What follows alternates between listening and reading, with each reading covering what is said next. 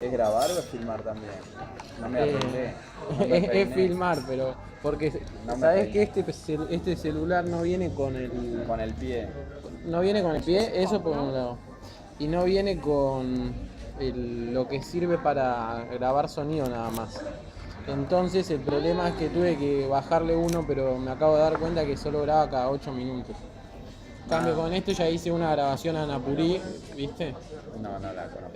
No, es el que fue senador peruano, Me suena. que estudió con Silvio Frondizi acá.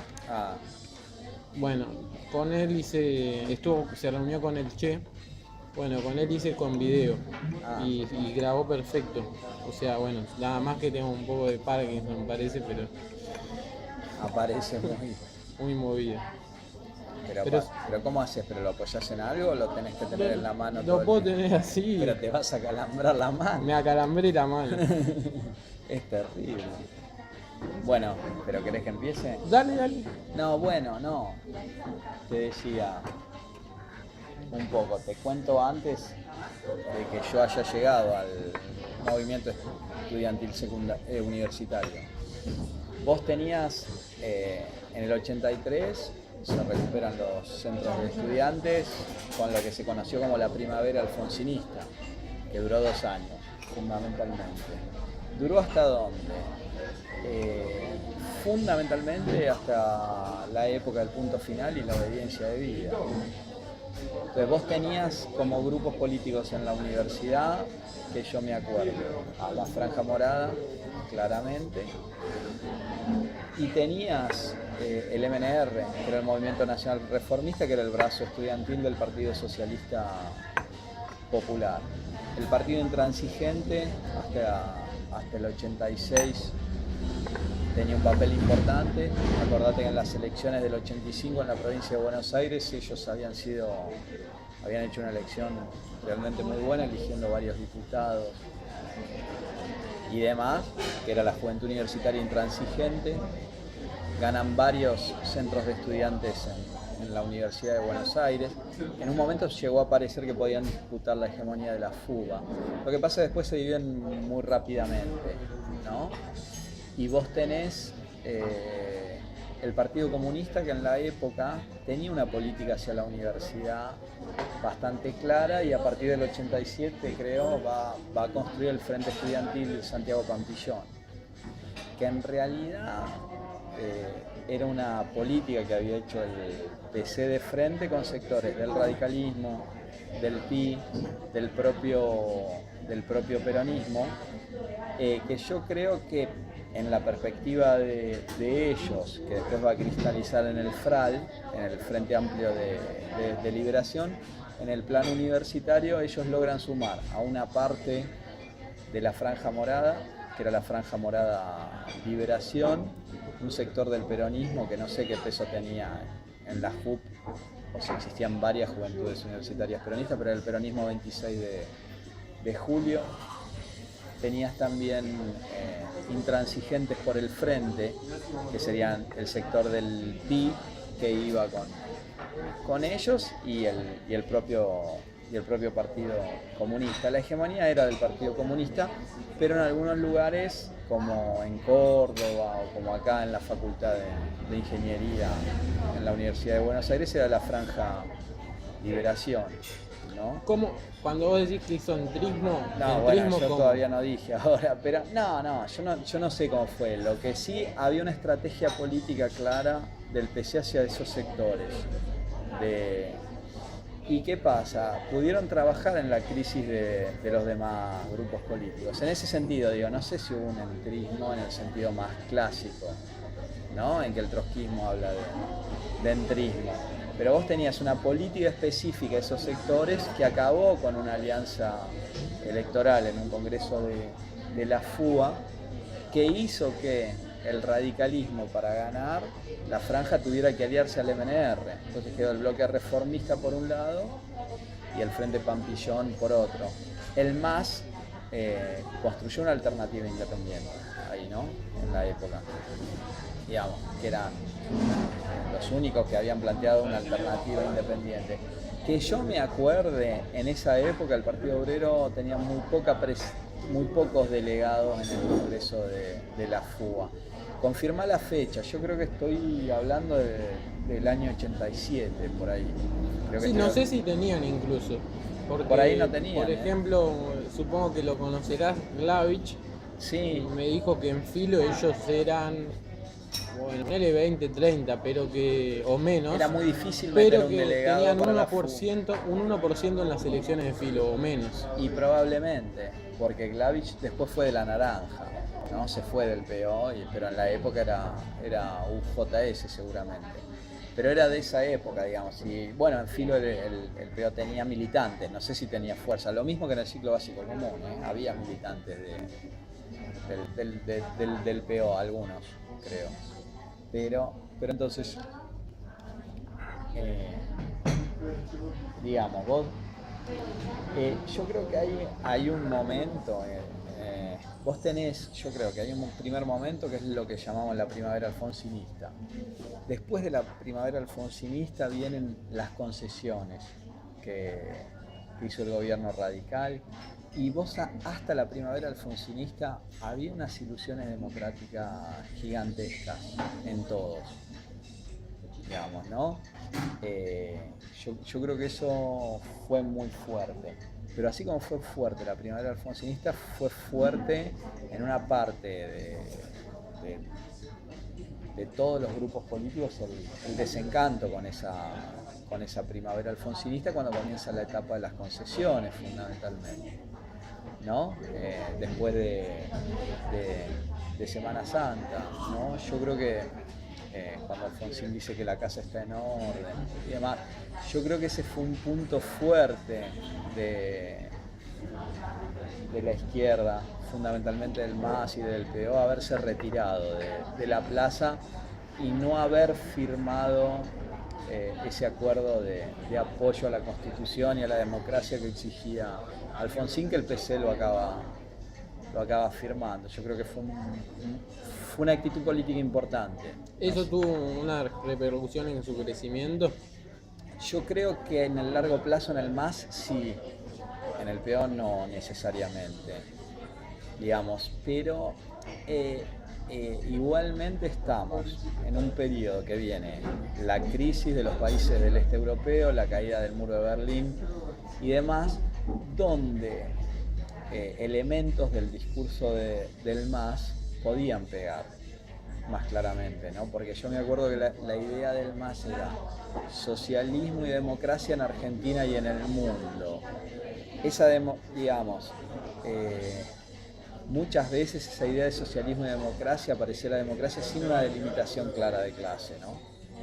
Pero era claro que no se estaba no existía una defensa del estalinismo, digamos. El estalinismo estaba a la defensiva, pero vos simultáneamente tenías el 16 Congreso del PC que toma una línea que es una línea de Frente Popular, pero de Frente Popular armado, digamos, en el sentido de lo que era Nicaragua, El Salvador y demás. Vos tenés ahí, digamos, un cambio también en el Partido Comunista, no en su política de conciliación de clases, pero sí en el método político. ¿Vos decís que eso fue una maniobra o fue una dislocación del aparato frente a la Revolución Centroamericana? No, yo creo que fue un cambio de estrategia en función de lo que pasaba en Centroamérica. ¿Quién estaba? Athos Fava, ¿no? Claro, pero en realidad quien estaba en la juventud y fue muy importante en ese proceso que se llamó de viraje fue Patricio Echegaray. Y yo creo que fueron desplazados Athos Fava y otras.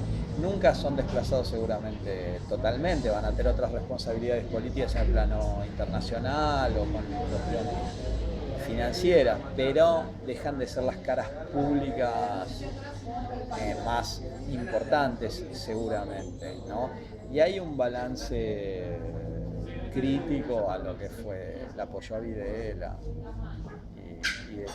y demás en cierta medida, sobre todo en sectores de la juventud, y a partir de esta cosa de defender, diríamos, la revolución sandinista, el Frente Farabundo Martí de Liberación Nacional, Y además, hay una reinterpretación de lo que fue la lucha armada, digamos. De ahí podríamos decir que viene con toda la generación de Coan, ¿o no? Que ahí me parece que no, ¿Cuál para es mí el sería impacto? no, porque yo creo que el proceso de Néstor fue un poco diferente, pero no lo conozco tan bien, ¿entendés? Pero el mismo, porque yo creo que hay una cosa, antes de Izquierda Unida, nosotros tenemos el FREPU. El FRAL es el FREPU, ¿no? Es el FRAL más el MAS, que es el Frente del Pueblo. Yo creo que ahí hubo un cambio de estrategia. Vos imaginate aliarse con un partido que era trotskista en la época, cosa que el Partido Comunista no hubiera hecho nunca. No estoy diciendo que estuvo bien el cambio de estrategia, porque si no van a decir, pero no era... Abrió una grieta. Era diferente, digamos, ¿no? Y ellos se dan una política universitaria seria, digamos, que puede decir que estás de acuerdo o no, pero tratan de construir algo en la universidad. Yo creo que el Frente Estudiantil Santiago Pampillón es un poco eso. ¿Qué pasaba? Muchos actores que yo no nombré antes. Vos tenías muchas organizaciones independientes de izquierda en este momento que yo llamo primavera alfonsinista. Había agrupaciones independientes de izquierda, que eran organizaciones de izquierda pero que no estaban encuadradas en ningún partido político, digamos, ¿no? ¿Cuál era su diferencia con las que se llama independientes de izquierda ahora? Para que se entienda bien. No, yo creo que eran, digamos, primero, la heterogeneidad, ¿no? Eran bien heterogéneas antes. No, ahora yo creo que si bien vos tenés varios grupos independientes de izquierda, yo creo que tienen un nivel de homogeneidad un poco mayor. Porque vos dirías, la Mella, ¿es independiente de izquierda o es Patria Grande? Sí, O ya la es un Marea partido. es un partido, ¿entendés? Entonces, pero bueno, pero vos tenés mismo... Nosotros en su momento éramos independientes de izquierda y decidimos hacer un partido que se llamaba Democracia Avanzada. Entonces, digamos, pero si vos me decís, yo creo que mismo habiendo muchas organizaciones independientes de izquierda hoy, yo creo que tienen una homogeneidad un poco mayor. Es la impresión que tengo, ¿no? Nosotros construimos la Mesa Nacional de Agrupaciones Independientes, la MENAI. ¿Y quiénes estaban ahí? Ahí en la MENAI estaba fundamentalmente la mayoría de la Federación de Estudiantes de Río Cuarto, que fue la única federación que en la época no era de la franja. Ya te estoy hablando del año 90, ¿no? 89. Nosotros creo que en el 90 organizamos la MENAI. Y se delimitaba políticamente como una izquierda, independientes de izquierda que no estábamos en los partidos de la izquierda tradicional. Yo creo que sería bueno. ¿Qué pasa? Acá me parece que es importante hacer una aclaración, digamos. Sería bueno que hables con otros compañeros también de lo que fue la MENAI, como el propio Emilio, como el propio Emilio Tadei, que estudia acá hoy en la clase de él, el propio José Giovanni, digamos, que ahora está en Patria Grande, no está en Patria Grande, pero está en ese espacio, digamos, contribuye con la formación política, entre otros, de ese espacio seguramente. ¿Por qué? Porque los que pasamos por esa experiencia hoy no tenemos un balance homogéneo sobre lo que fue esa experiencia. Entonces yo te puedo decir una cosa y otro te puede decir otra, y me parece justo que los otros también digan, pero fundamentalmente, digamos, estábamos en una lógica, lo que nosotros llamamos antiaparato, digamos, creíamos que la izquierda tenía que... Nosotros teníamos una lectura diferente, nosotros creíamos que la sociedad argentina había sufrido una derrota social, entonces la idea no era salir abiertamente para la lucha anticapitalista, sino reconstruir el movimiento estudiantil que estaba desorganizado. Entonces Entonces la política era una política de reconstrucción del movimiento estudiantil con una pauta más que tenía relación con lo académico, siempre vinculada a las cuestiones generales de la sociedad porque éramos socialistas, si querés, pero sin una estrategia revolucionaria. Digamos, éramos socialistas sin partido revolucionario, ¿no? Pero creíamos en términos de caracterización de que la sociedad argentina había sido derrotada, que la clase obrera había sido derrotada y que había que reconstruir los lazos de solidaridad. El PI creo que llamaba reconstruir el tejido social, el PC también, pero no teníamos una visión ofensiva, sino una visión más defensiva. Yo creo que eso es importante, ¿no? Y ahí vos tenés que digamos, si hay algo que define a la Franja Morada en todo el periodo, si vos querés, del menemismo, ¿no? Y su hegemonía, es que justamente era la oposición al menemismo que no te invitaba a luchar. Digamos, el menemismo siempre sufrió mucho en las universidades desde el punto de vista político. Mismo en facultades de derecha tenía dificultades. No, fue mucha más oposición el UPAU, en su momento en la UCD, a la Franja, en Derecho y Económicas de la Universidad de Buenos Aires, que el menemismo, que solo fue fuerte en medicina, con todo el apoyo político que tenía y no pudo, digamos, consolidarse como una alternativa. ¿Cómo está organizado el menemismo? El menemismo nunca existía como una fuerza política súper organizada porque existían muchos peronismos, pero vos tenías que la JUP se centralizaba con alguien que creo que hoy está en el gobierno de Macri, Ritondo. Sí. Bueno, Ritondo, digamos, en el congreso más importante para el menemismo de la FUA, que es cuando ellos toman la decisión política de volver a la FUA y no vaciarla, porque la idea del menemismo era, no legitimamos. Hubo un momento que ellos dicen, bueno, pero tenemos muchos delegados en muchas universidades nuevas. Tal vez no sea tan malo tratar de salir a disputar allá, y por lo menos nos vamos con una secretaría general. O sea que en el plano nacional... O sea que hay una continuidad en la táctica del menemismo con la fuga, con la del kirchnerismo ahora en algún punto. Y puede ser. Ellos, pero ponele, porque la JUP nunca fue tan orgánica de la fuga. Y existían varias JUP. ¿Entendés? Entonces, pero vos tenías, porque es difícil una cosa el plano nacional, otra cosa el plano más de la UBA, pero vos tenías esa cosa, ¿no? La JUP se organizaba a partir, si querés, del Ministerio de Educación, pero cerrar a todas las variantes del peronismo no era tan simple, porque después vienen en el propio menemismo las divisiones, como en su momento el Frente Grande, donde Abal Medina va a después tener algún, digamos, en la parte del movimiento estudiantil él era importante, digamos. El que fue jefe de gabinete. Sí, fue jefe de gabinete, sí, pero él era, digamos, en el movimiento estudiantil era importante, estudiaba económica, después estudió sociales, ciencia política, digamos, era un cuadro político, digamos, no era más o menos, digo, se puede estar de acuerdo o no, digamos, pero no da para negar que era ahí, digamos. Él no era primero del Frente Grande, el primero estaba con Norman Brisky, Encuentro Popular, una cosa así. Él se diferencia de la JUP de sociales, la vieja JUP que era de Alejandro Montalbán, que no sé qué significa hoy eso, pero era una JUP de sociología que era la más clásica. Él construye el MOVES, Movimiento Estudiantil, digamos, ¿no?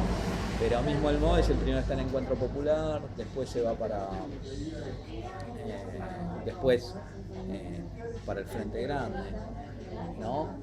Pero mismo así, digamos, quien organizaba el entramado más nacional de la JUP no eran los sectores del Frente Grande que ya estaban por afuera, ¿no? Que trataban de construir, o con el PI, lo que era el Frente Universitario Nacional y Popular, si no era Cristian Ritondo y la gente, había la JUP de La Pampa tenía mucha fuerza, no me acuerdo el nombre del dirigente, pero vos tenías eso, ¿no? Que querían ir por, digamos, trataban de deslegitimar, en un momento creían que les daba para la Secretaría General, no consiguieron la Secretaría General, pero hubo una alianza de casi todos contra la JUP, digamos, donde estábamos los chinos, Menai, MNR, digamos, todo. La Franja se llevó la presidencia, el MNR se llevó la Secretaría General, después los demás, una secretaría cada uno, Frente Grande, PIB, diríamos. Pero la idea era que el menemismo no entre en la fuga, digamos, ¿no?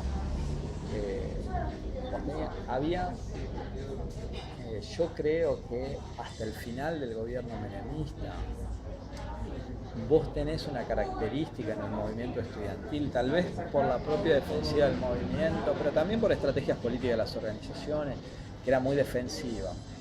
Por eso vos tal vez decías al principio, bueno, pero la izquierda no tenía esa presencia política.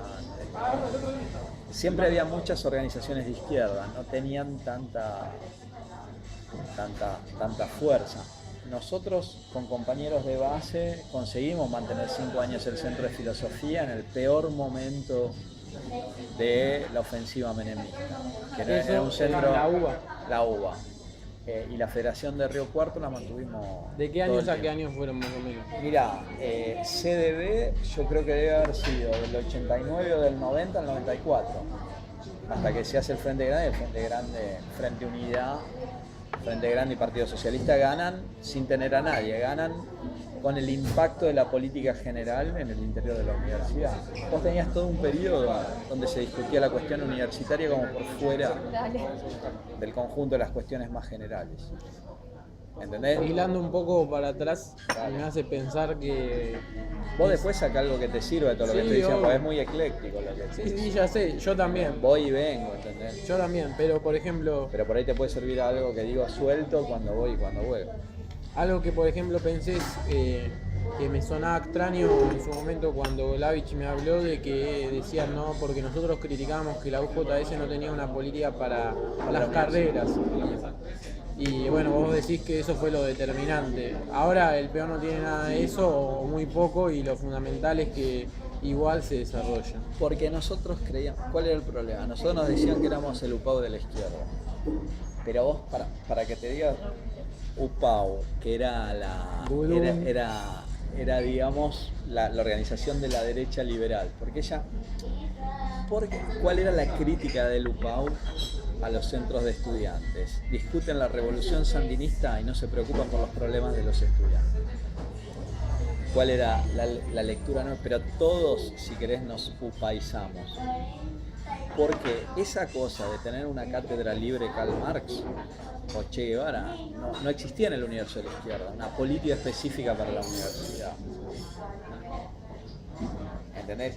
Digo, no existía una política gremial para la universidad. Hoy la agrupación más de izquierda tiene que hacer una actividad específica en la universidad. El peón no puede solo dedicarse a las cuestiones generales. Tiene que hacer alguna otra cosa, me imagino. Sí.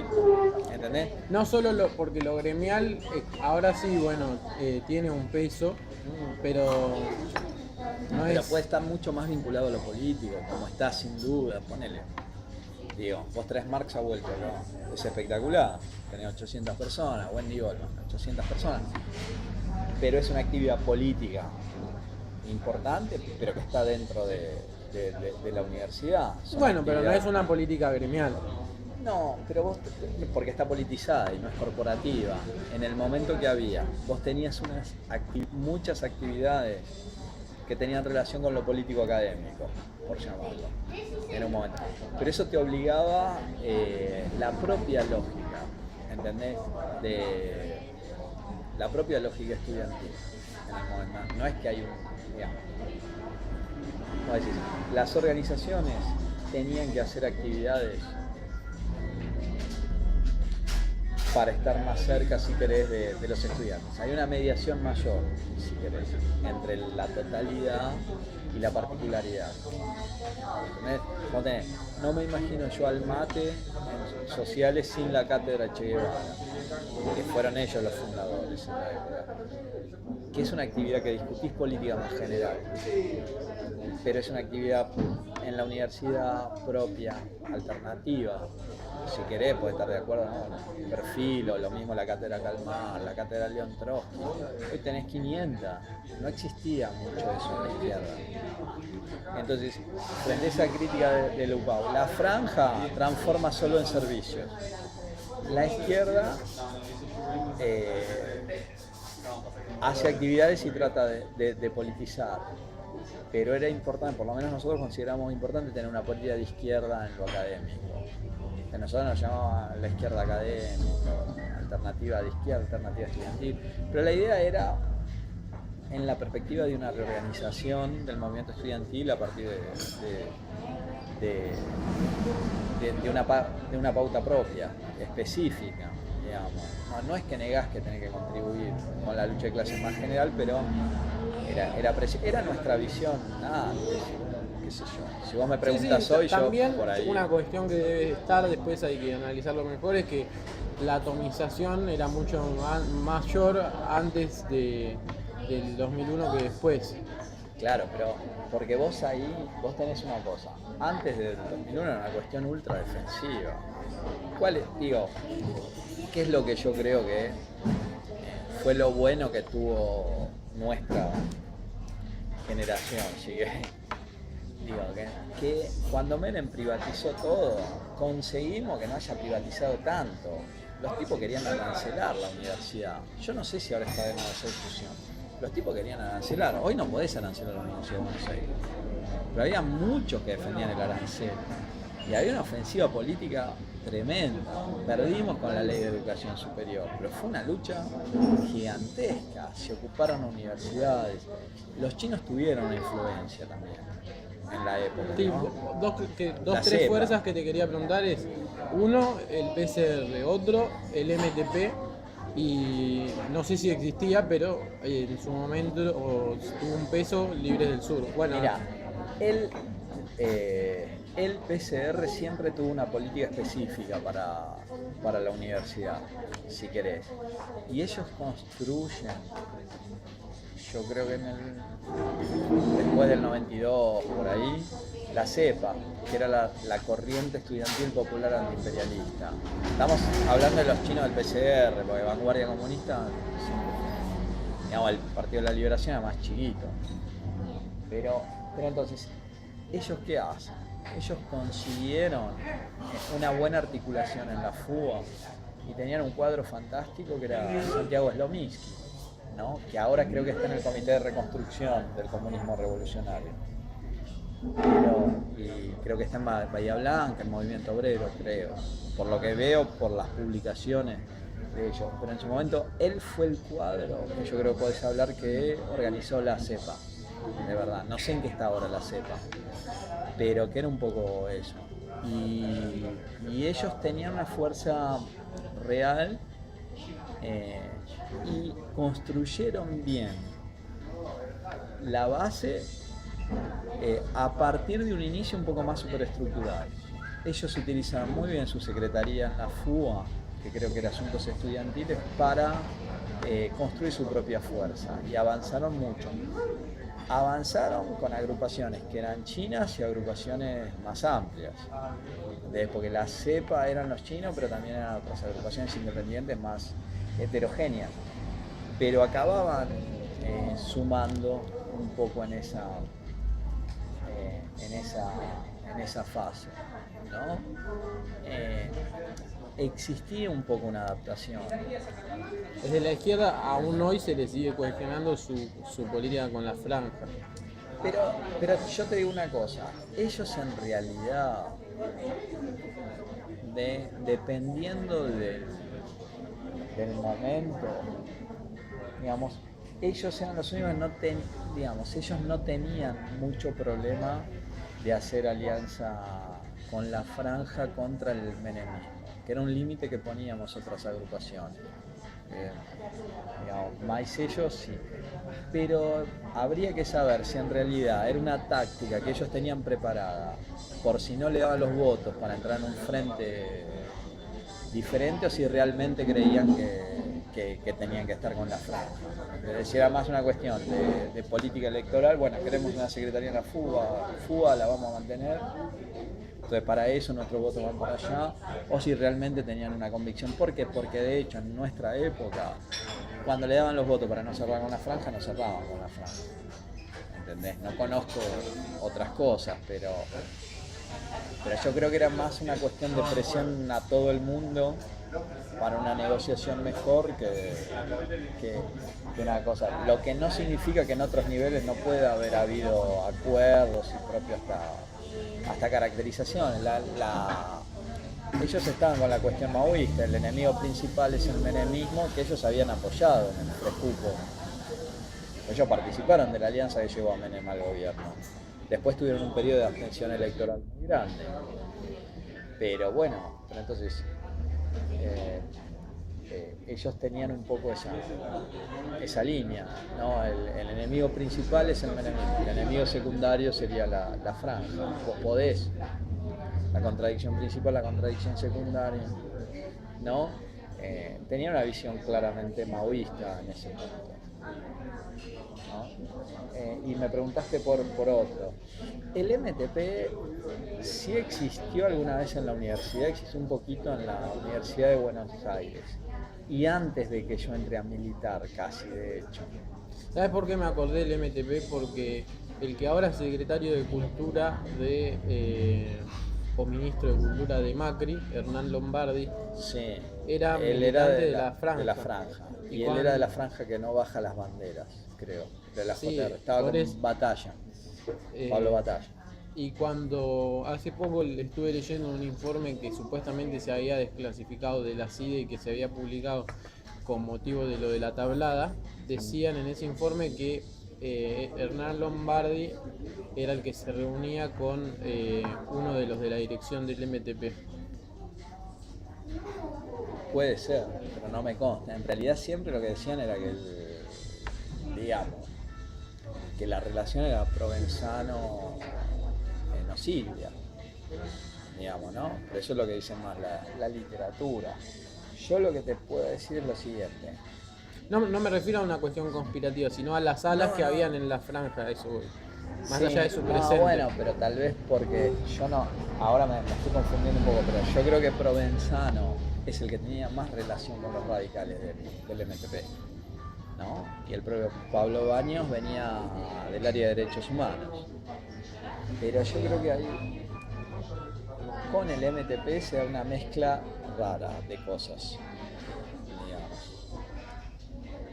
Porque yo creo que nunca el MTP tuvo mucho peso político en la universidad, porque mismo ellos por su propia política priorizaban la cuestión barrial. El MTP no era algo tan diferente en lo discursivo inicialmente a lo que hubiera sido Barrios de Pie en su mejor momento, si querés.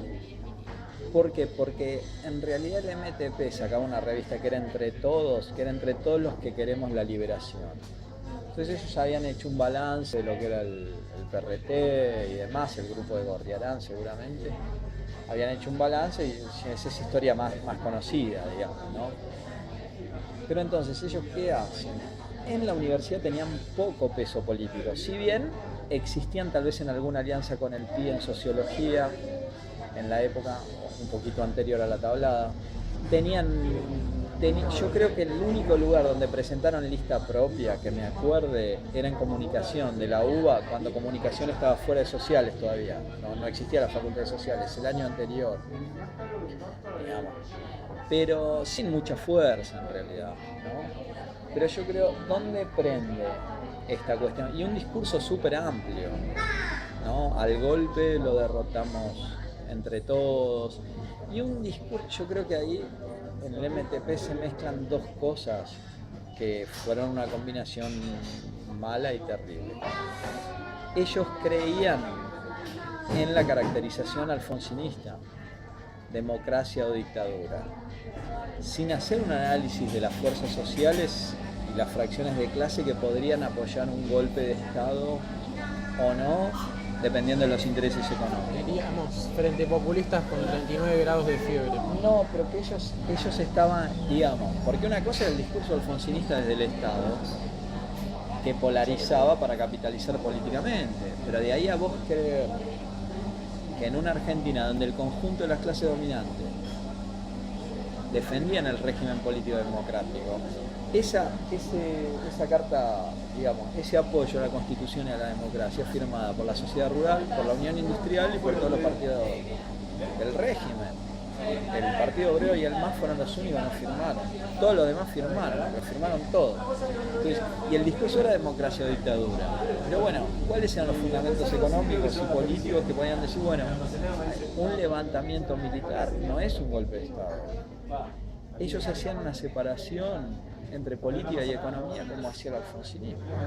Se mezcla eso, la influencia de las ideas de la revolución nicaragüense, en un partido que no tiene, un grupo político que no tiene bancos. Hoy vos decís, el PC, nosotros decíamos siempre lo mismo, el PC puede tener un discurso ultraizquierdista o de lucha armada, si querés, pero no va a pasar nunca la clandestinidad, porque vos tenés que los bancos, la broma que hacemos los bancos, no pueden nunca pasar a la clandestinidad. Entonces las cooperativas no van a pasar a la clandestinidad. Entonces digo, pero el PC abonaba, digamos, ese discurso guerrillerista setentista. Digamos.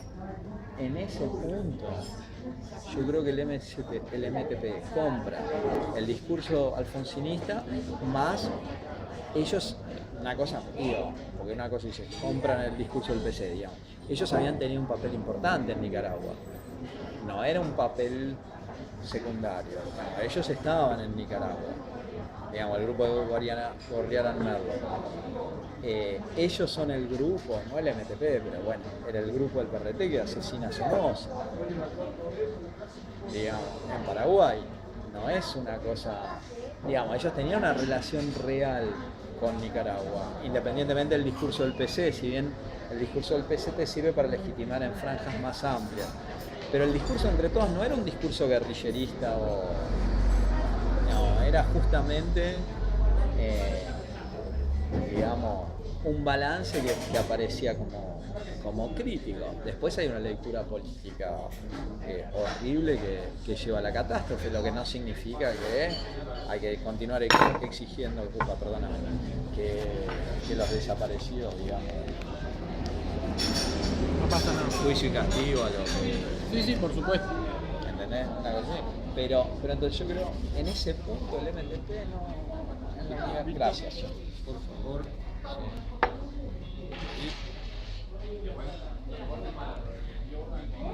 Gracias. Pero no tenía mucho... No tenía peso. No, lo que ellos hacían tal vez a través de las comunidades de base y demás es cursos, pero mismo ellos habían tenido una fractura antes de la tablada, de un grupo importante, el grupo de Rubén, digamos.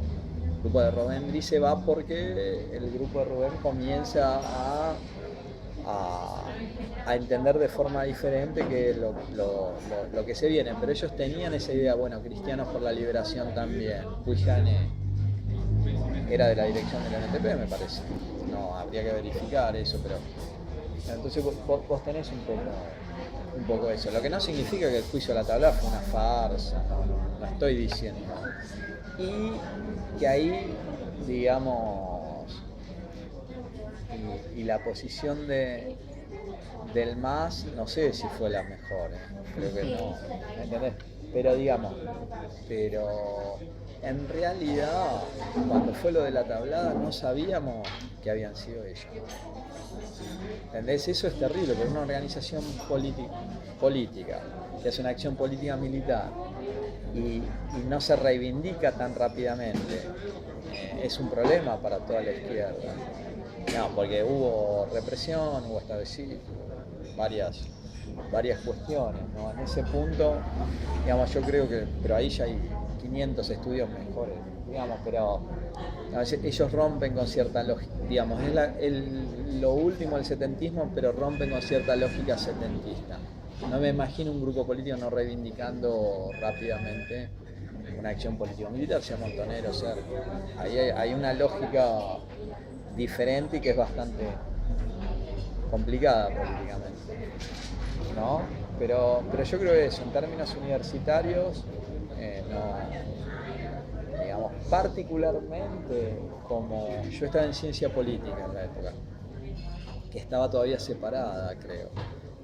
En el 89 que se van a juntar todas. Entonces, y eso fue en enero, creo, del 89. Entonces no llegué ni siquiera a ver en la militancia ellos. Pero eran conocidos por la política nacional, un poco así, ¿no? ¿Cuál era el otro grupo? Y en ese momento creo que se llamaban Patria Libre. Bueno, pero Patria Libre es Barrios de Pie. Patria Libre en realidad es lo que eran primero intransigentes por el frente. Cuando yo te digo del Santiago Pampillón, digamos, para el FRAL ellos ya, digo, porque una cosa es cuando vos rompes, vos decís, bueno, somos el partido intransigente pero que queremos el frente. Entonces por eso eran intransigentes por el frente, pero eso tenía sentido cuando el PI y la JUI tenían un peso político. Después de un tiempito ya no te sirve identificarte como un intransigente por el frente. ¿Por qué se dinamitó el PI? Porque en realidad convivían 10.000 cosas diferentes, pero la cuestión principal fue la peronización del PI. Vos tenías una izquierda nacional y popular, pero real en el PI, digamos, y que aparecía como una alternativa al radicalismo y al peronismo. Hacían actos en la calle con mucha gente, ¿entendés? No era solo un partido superestructural. No, cuando me dijiste lo del entrismo, el PC y todo eso, yo lo pensé realmente porque también había discusiones en el MAS y en el PO sobre cómo abordar a toda esa gente. Claro, pero no, yo creo que digamos, el PI tiene un poco eso. Lo que pasa, existe una rápida peronización. Cuando apoyan a Carlos Grosso en Capital, de hecho, ¿no? Si yo no estoy equivocado, el PI abandona cualquier tipo de autonomía. Entonces los sectores que eran... ¿Cómo es ese apoyo? Porque en ese momento no existía voto directo sobre el intendente, era en ese momento. No, pero yo creo que Grosso antes fue candidato a diputado, ¿no? Ah, puede ser. Tal vez, verifiquemos. No me estoy acordando de memoria. Pero para mí, cuando Grosso fue el candidato en Capital, hubo un apoyo del PI, creo, a Grosso. No me acuerdo ahora. Yo me acuerdo que el PI se peroniza. Eso hace. Y el PI venía del viejo tronco radical. Esa ruptura... Vos tenías el grupo MIB, que ¿no? venía del MIB, claro, digamos, la UCRI, la Unión Cívica Radical Intransigente, se divide en el MIB, la Unión de Integración y Desarrollo, y el PI. El PI ahí, creo, pero el PI ¿qué hace? El PI se peroniza, pero el PI tenía una vertiente radical fuerte. El viejo tronco radical, creo que era Nicéfalo Castellanos, era el dirigente de la vertiente más radical que había quedado en el PI. Al estar ahí vos tenés digamos, la peronización aleja sectores de clase media antiperonista. Y antiperonista. Porque la clase media siempre no es tan diferente de lo que era ahora, digamos. El gorilismo era importante también. Bueno, si no recuerdo mal, mediante el sistema de electores, el PI primero votó a Alfonsín. No, yo creo que no. El PI votaba a Luder. Ah, votó a Luder de ahora me hiciste dudar, pero yo creo el PI, el socialismo popular, Esteves Boero, si metió a alguien, no, yo creo que debía votar a Luder, es un recuerdo familiar porque mi mamá dice que estaba enojada con él porque había entregado los electores. Ahora no sé a quién. No, pero para mí era para Luder, porque era el candidato peronista, sin duda. Y además de los que venían del PRT, porque bueno, evidentemente... Bueno, pero ahí vos tenés que en realidad yo creo que en realidad es difícil, pero bueno, yo creo que el PRT se da una política de entrar al PI, no de entrismo, pero entran al PI varios.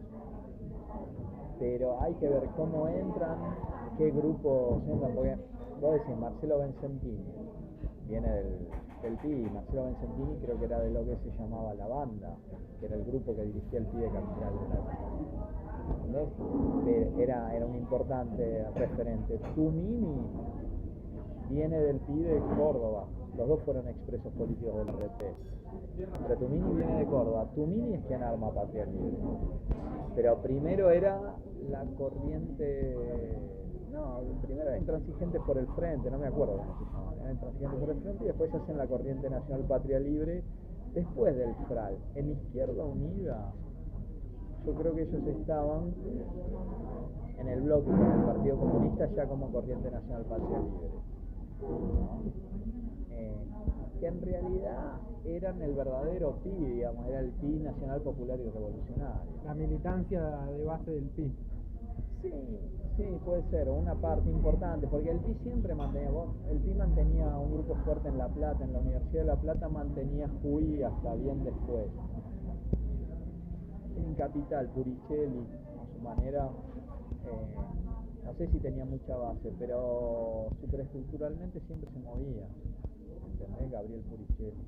Yáñez. Sí, pero es importante en el PI.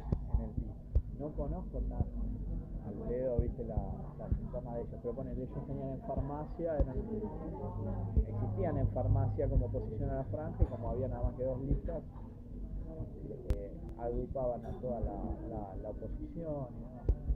Pero entonces con el PI un poco eso, Patria Libre un poco eso, ¿no? Después independizan, hubo un momento que estuvieron con el padre este de Provincia de Buenos Aires, Marinelo, después se hicieron kirchneristas. Y después con relación al PI también, ¿existió dentro de ellos un ala que venía de los montoneros? ¿O del peronismo de izquierda más generalmente? Estoy pensando.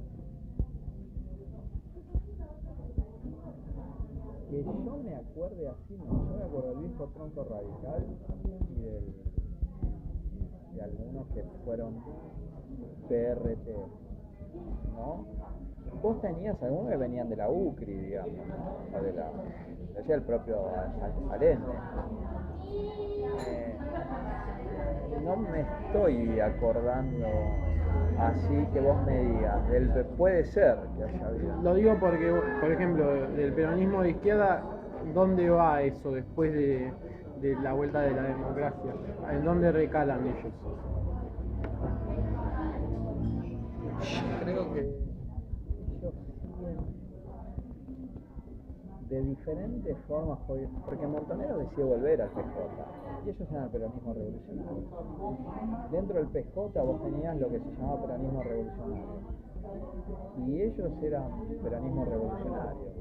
Dentro del PJ mismo, en la época de que el PJ estaba derechizado, yo, si no estoy equivocado, en algún momento ellos estuvieron con la candidatura de Licastro para diputado en el 85 y demás, que me parece que fue dentro de alguna de las variantes del PJ, pero que no era PJ. Yo creo que estuvieron un poco con Licastro, pero eran decisiones más tácticas, no era una cuestión. Y yo creo que en el 89 apoyan a Menem. Entonces, ellos no hay que ver, digamos, tal vez la trayectoria, algunos dirigentes. Digo, no, pero el aparato central, por lo que la idea de la pregunta es, hay una idealización sobre los montoneros, pero los montoneros no dejan de existir en los 70. Entonces, No, pero lo que pasa es que es otra cosa, yo no llamaría ya montonero. Ellos se reciclan como peronismo revolucionario, y el peronismo revolucionario continúa siendo PJ, me parece. ¿Entendés? Con todas estas cuestiones, creo que apoyan a Licastro, habría que sí, que creo que él fue en una lista que se llamaba Frejuli, Frente Justicialista de Liberación, contra el PJ, no sé si estamos hablando de la época de Grosso también, era Grosso, Licastro, digamos, ¿no? Pero estaban un poco ahí. Pero no tenían peso en la universidad. No, estaban en la JUP. digamos, ¿no? Que hay que ver cuál era la relación de la JUP con ellos. Tenían cierta influencia, por lo menos en Filo hasta el 89. En el congreso de FUA no te acordás toparte con ellos. Como yo no iba, en FUA no me acuerdo. Y en FUA ellos casi, yo no estaba en esa época en FUA, no iba, entonces no me acuerdo como peso político.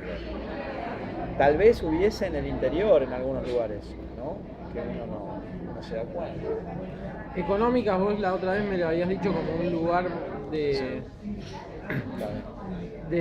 esta última pregunta. Sí, después cualquier cosa nos volvemos a juntar dale. en la otra semana. La última vez vos me mencionaste que hubo una discusión entre el grupo de los independientes que ustedes conformaban y también con este grupo que había formado Tarkus cuando salió del PO en el 80 y pico y también con Macars y todo eso, ¿te acordás? Incluso me dijiste que te lamentabas de no haber podido ir a los cursos que daba Aricó o Portantiero, no me recuerdo ya bien cuál de los dos en la universidad. Sí. Me acuerdo de todo eso.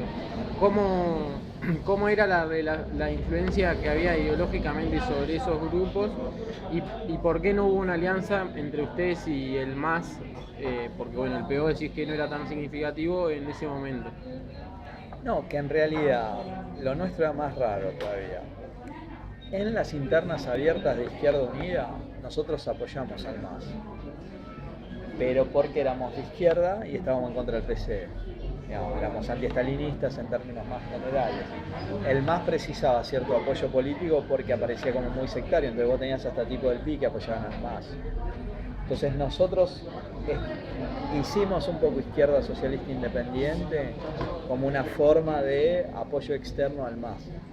Pero no éramos del MAS, teníamos lecturas diferentes que el MAS y demás. Lo que pasa que configurado un frente electoral de izquierda, donde estaban el MAS y el PC, creíamos que teníamos que intervenir y apoyar ahí. Yo lo que sé es que Tarkus, Lucita y demás, que serían el mandelismo, si vos querés alguna cosa o lo que yo pensaba arman un grupo Praxis, pero el grupo Praxis no era una revista, no era un grupo de intervención política. Y mismo en Izquierda Socialista Independiente Lucita está, si yo no estoy equivocado. Tarkus no.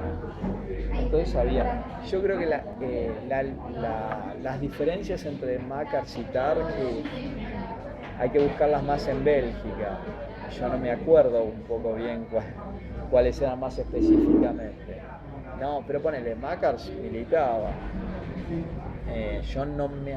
Por ahí yo estoy completamente equivocado, pero no me lo acuerdo a Tarkus tan militante. Así, ¿no? Sí era un profesor importante, digamos, fue el tipo que trajo el debate Emilio Ambulanza, bueno, digamos, no sé si trajo el debate, pero lo popularizó bien, digamos. Pero un poco eso. Y esa cuestión es que tal vez por cierto preconcepto nuestro, por lo menos yo tomé la decisión de no cursar una materia con Aricó y me parece que fue un error total. Se podía haber aprendido un montón. Estábamos muy en la lucha interna porque Aricó estaba con Portantiero era el decano está en contra de Borón, nosotros estábamos con Borón, pero es una cuestión más mía, digamos, pero mala, porque se podía haber aprendido mucho, ahí me arrepiento sin problema, independientemente de la conclusión política que él tiraba o no, así. Pero podemos parar un poco por acá y después nos volvemos a juntar.